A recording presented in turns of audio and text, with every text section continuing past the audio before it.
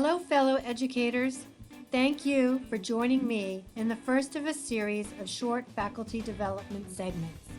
I hope these will provide you with actionable information to use with the medical students, residents, and fellows you teach. I know how busy everyone is, so each segment will feature only 5 points in 5 minutes. The first segment will focus on feedback. The feedback we give impacts the doctors of tomorrow. As educators, our job is to train physicians who will be competent to care for patients. We have an obligation to provide frequent, substantive, and in-the-moment feedback. Feedback is the key to success. Feedback provides the information to improve skills and correct mistakes. Point number 1. Think pixels. You can provide useful feedback even if you only spend a short time with a trainee. Consider that each pixel is important to forming the big picture. Just like the pixels making the picture, each piece of information we provide to a learner is important to shaping the physician they will be. For example, in just a couple of minutes in a patient's room, you might notice an intern talking to a patient while standing at the head of the bed and looking down at the patient. The intern is trying to explain the patient's diagnosis. The patient seems uncomfortable. To help the intern, you might say, "I suggest you pull up a chair so you are at eye level. This will make the patient feel respected and comfortable." Giving this brief feedback based on only a couple of minutes of observation may make a big impact. Point number 2, don't wait to give feedback. Think about it. What good is information if you don't get to use it?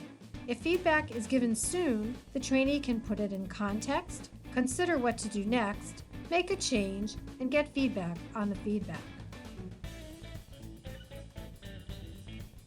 For example, imagine how your intern would feel if you said on the last day of a rotation, "The nurses don't like working with you. They are frustrated that you order important tests on their patients without telling them." The intern is likely thinking, "What good is telling me this now? I can't make it better." Point number 3, be specific. The best feedback is specific and uses examples. "Good job" is nice, but the trainee is often left thinking, "Everyone says that." Or they might think, "What did I do that was good? Maybe I should keep doing it, but I don't know what it is." For instance, if you say, "You did a good job giving bad news," the trainee might feel good, but won't be sure what to take from it. Instead, you could say, "Your communication of bad news was excellent. You sat at eye level, used an empathic voice, explained in lay language, asked the patient for his understanding of what you said, and ended with the opportunity for the patient to ask more questions." The trainee will now know what behaviors you observe that should be used in the future. Similarly, if you feel you need to correct something the trainee did, being specific will make it less personal, more objective, and more easily fixable. Imagine if you said to the trainee, "You have word diarrhea." The trainee may assume you don't think much of their ability to communicate, leave feeling badly, and not understand what you mean.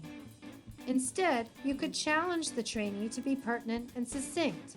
What if the trainee says in the history, "The patient was out walking with his family at the fairgrounds and found that after getting halfway through he was quite short of breath and had to sit down."